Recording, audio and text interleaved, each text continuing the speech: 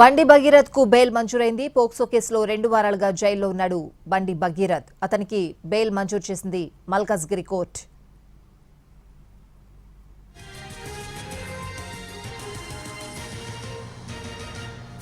బండి భగీరథ్ కు bail మంజూరైంది. POCSO కేసులో 2 వారాలుగా జైల్లో ఉన్నాడు బండి భగీరథ్. అతనికి బెయిల్ మంజూరు చేసింది మల్కాజ్గిరి కోర్టు. పూర్తి వివరాలు అడిగి తెలుసుకుందాం. మా crime input editor Ramesh Vaitla phone line లో ఉన్నారు. రమేష్, పెట్టండి, చేంజ్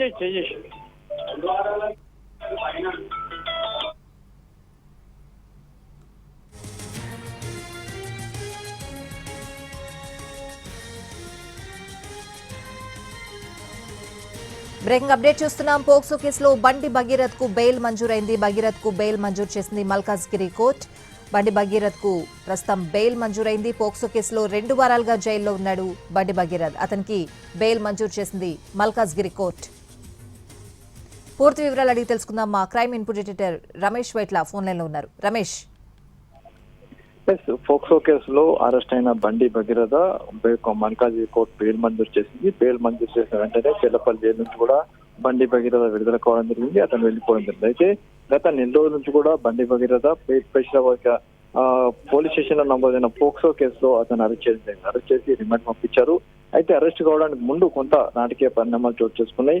అయితే పోక్సో కేసు నమోదైన తర్వాత అతను పోలీసులు చెక్కకుండా పారిపోవడం జరిగింది. ఆ తర్వాత పోలీసులు వెళ్ళిపోవడం, ఆ తర్వాత పోలీసులు అరెస్ట్ చేసి రిమాండ్ పంపించడం. దాదాపు 1 నెల రోజుల నుంచి కూడా చెల్లపల్లి జైల్లో ఉన్న బండి భగీరథ ఇప్పుడు పోక్సో కేసులో అటు అరెస్ట్ అయిన బండి భగీరథకు బెయిల్ ఇవ్వడంతో అతను బయటకు వెళ్ళిపోవడం జరిగింది. అయితే దీనికి సంబంధించి పూర్తిగా విచారణ జరుగుతుంది.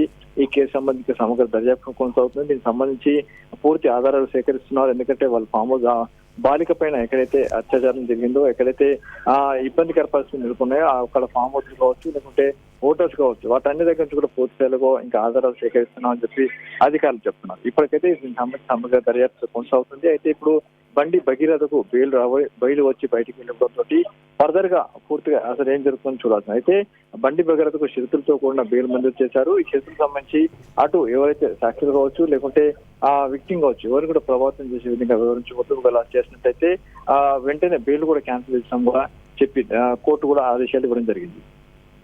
Right Ramesh, thanks for the updates.